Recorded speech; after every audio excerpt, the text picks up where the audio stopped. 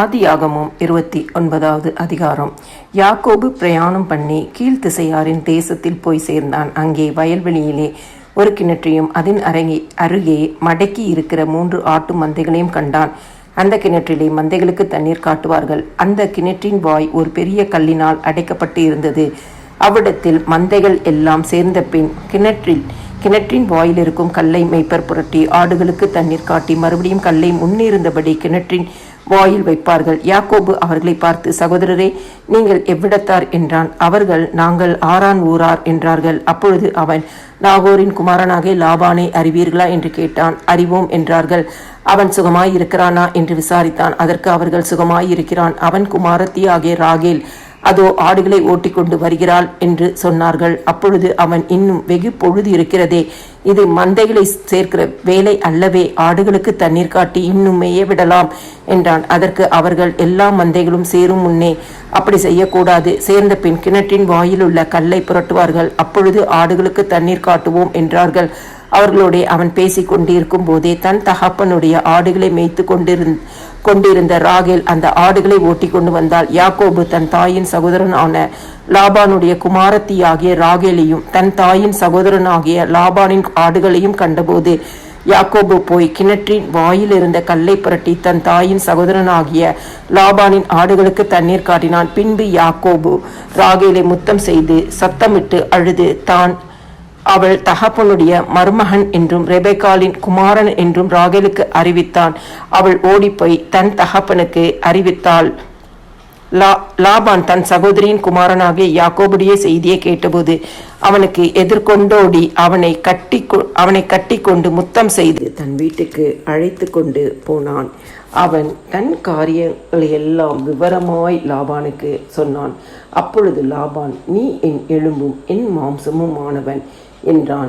1 மாதம் வரைக்கும் யாக்கோபு அவனிடத்தில் தங்கினான். பின்பு லாபான் யாக்கோபை நோக்கி, நீ என் மருமகனாய் இருப்பதினால் சும்மா எனக்கு வேலை செய்யலாமா? சும்மா சம்பளம் எவ்வளவு கேட்கிறாய் சொல் என்றான். லாபானுக்கு 2 குமாரத்திகள் இருந்தார்கள். மூத்தவள் பேர் லேயாள், இளையவள் பேர் ராகேல். லேயாளுடைய கண்கள் கூச்ச பார்வையாய் இருந்தது. ராகேலோ ரூபவதியும் பார்வைக்கு அழகானவளுமாயிருந்தாள். யாக்கோபு ராகேல் பேரில் பிரியப்பட்டு, உம்முடைய எளிய குமாரத்தி ஆகிய ராகேலுக்காக உம்மிடத்தில் 7 வருஷம் வேலை செய்கிறேன் என்றான். அதற்கு லாபான், நான் அவளை அந்நிய புருஷனுக்கு கொடுக்கிறதை பார்க்கிலும் அவளை உனக்கு கொடுக்கிறது உத்தமம், என்னிடத்தில் தரித்திரு என்றான்.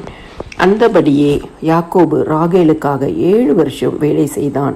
அவள் பேரில் இருந்த பிரியத்தினாலே அந்த வருஷங்கள் அவனுக்கு கொஞ்ச நாளாக தோன்றினது.